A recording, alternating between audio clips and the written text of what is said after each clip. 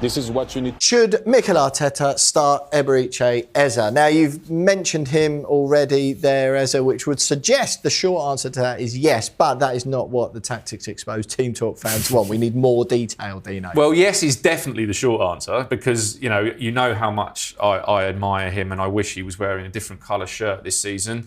And I think he's had a good start.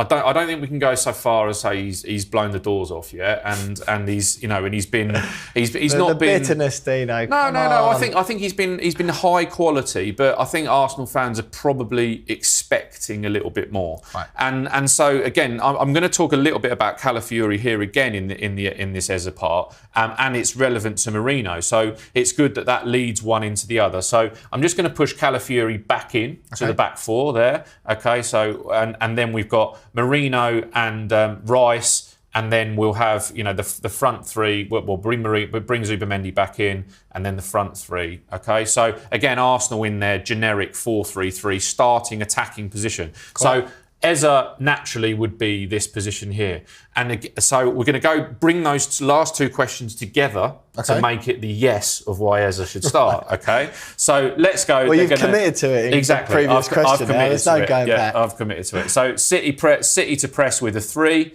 And then you're going to drop Rice in to go in, or Zubimendi in to go and join the back four to play out. Right. And then Merino in here. And then, as I said, Rodri gets a little bit stuck. So then what Manchester United didn't do well was pick up this ball here. So Arsenal will do it much better where Calafiori this side. And I actually think what they'll do is probably when they're playing out is Madueke will come in and he will provide the width along with Calafiori. So he's the available man for Reyes throws or passes. Exactly that. Which then means that's where we talk about Eze. So Eze will come into that position there where, again, giving Rodri a real problem. Okay? So that, and I expect Arsenal to build up much more on the right-hand side, and they'll try and get City in a position like this. Okay. Where City are here. Okay? So they'll flood this area here.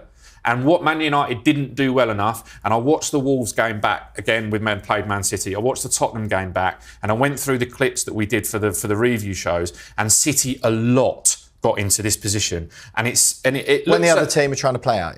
When the other team are trying to play out, and it looks okay, right? You think, all right, we're man for man here, we're man for man here, we're man for man here. We've got a cover man here, and we've got the striker covered 2v1. So then Gyökeres makes a very unselfish run. That's what he'll do going that way. Richarlison did that for Tottenham in that Manchester City game against Spurs, and Wolves' Strand Larsen did it very well in that game to little or no avail. Brighton again did it very well 2 or 3 times, dragging the defenders that way. So there we have it. That's what they're playing for. So then you can have a midfielder come in here and they'll look for a ball back in either to the goalkeeper or the other centre-back so that they can play into this area here. Calafiori, don't forget him.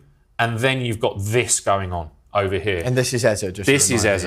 So Eze's natural instinct, obviously this is what they did for Palace as well. So this is going to be no shock to him. Where it's not, I use the phrase cheating a lot in games. I say that when I coach my boys team as well. As like he's cheating you there as a defender because he's not running back. But we talked about it with Mbeumo a couple of weeks ago, where he's occupying a space where the midfielder and the defenders aren't quite sure what to do. Is the right half defender, the right 8, going to go back into him? Probably not. It's not like a traditional position he's picking exactly, up, is it? Yeah. So that's where, again, I think Bernardo Silva is going to have a really massive role for Man City, and I think they'll play him on the right again, because if he comes into that position there, he can try and block off the Calafiori one, which means then the fullback, Rico Lewis or Nunes, can come in there and then work that out. So interesting then, Dino. You still think after Martinelli and Trossard come off the bench to do so well in the week that Eze still gets the nod for you? Let us move on. I think, by the way, the answer to that question then was yes. But let's move on. Especially if Odegaard's not fit. And, if Odegaard is fit,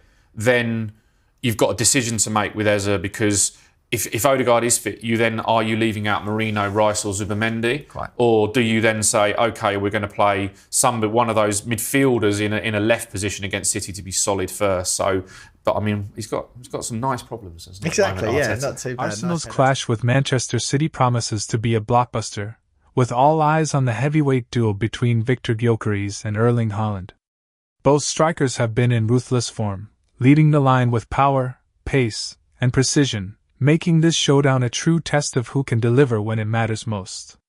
Gyökeres' relentless work rate and sharp movement will go up against Haaland's sheer physical dominance and clinical finishing, setting the stage for a battle that could define not just the match, but the early title race itself. This is more than just a game, it's a statement-making encounter where the finest forwards in world football fight to prove who truly reigns supreme.